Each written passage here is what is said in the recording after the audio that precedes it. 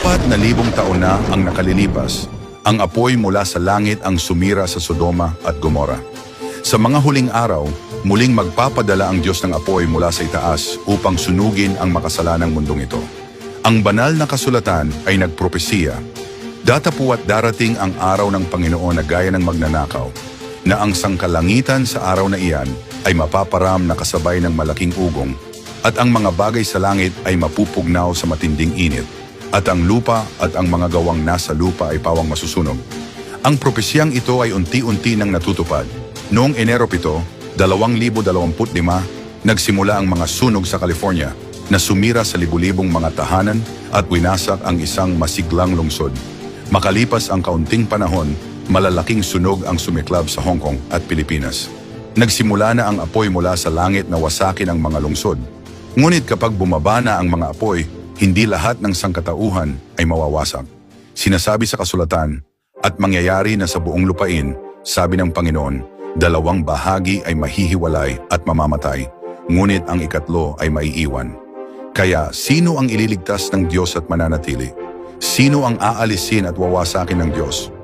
Tingnan natin ang mga tao ng Sodoma na pawang winasak, mga lalaki at babae, bata at matanda, mga hindi mananampalataya, mga naghahangad ng kasiyahan na nagmamahal sa pera, mga moral na tiwali na nagnanais na gahasain ang mga anghel, at ang mga tumangging makinig sa mga babala ng Diyos at hindi kailanman nagsisi. Ang tanging matuwid na tao na iniligtas ay si Lot. Sinunod niya ang Diyos at isinakripisyo ang kanyang buhay upang tanggapin ang mga mensahero ng Diyos. Nang ang mga tao ng bayan ay nagnanais na saktan sila, ipinagtanggol niya ang mga mensahero sa lahat ng paraan, pati na ang alok na ibigay ang kanyang 2 anak na babae bilang kapalit. Ang matuwid na gawain ni Lot ang nagdulot ng kanyang kaligtasan. Sa mga huling araw, wawasakin ng Diyos ang mga namumuhay sa kasalanan at hindi nagsisamba sa Kanya.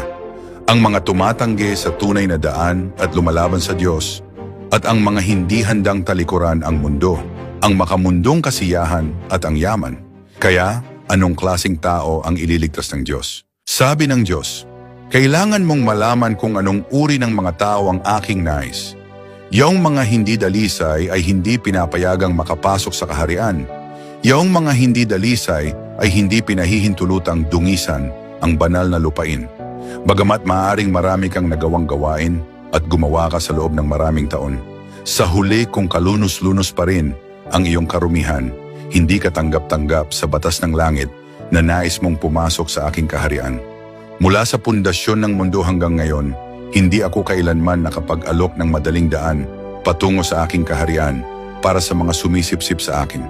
Ito ay isang panuntunan sa langit at walang sino mang makasusuway rito. Kailangan mong hangarin ang buhay. Ngayon, yaong mga gagawing perpekto ay kauri ni Pedro.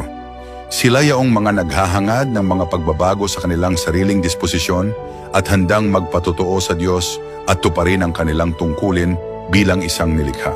Ang ganitong mga tao lamang ang gagawing perpekto. Ngayon ay tinatapos na ng Diyos ang huling yugto ng kanyang gawain ng pagliligtas sa sangkatauhan.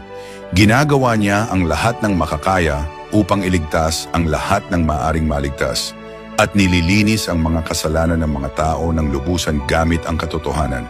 Pagkatapos masira ang tiwaling lumang mundo, dadalhin ng Diyos ang mga nilinis na individual sa isang bagong langit at bagong lupa, kung saan sila'y magtatamasa ng mga walang hanggang pagpapala sa kanyang kaharian. Ang mga patuloy na mamumuhay sa kasalanan ay wawasakin at itatapon sa impyerno upang magdusa ng walang hanggang paghihirap. Kaya, pipiliin mo bang maligtas at pumasok sa kaharian ng langit o mapahamak at itapon sa impyerno? Kung nais mong manatili at pumasok sa kaharian ng Diyos, mangyaring mag-iwan ng mensahe upang makipag-ugnayan sa akin. Nais kong ibahagi sa iyo ang higit pang mga bagay.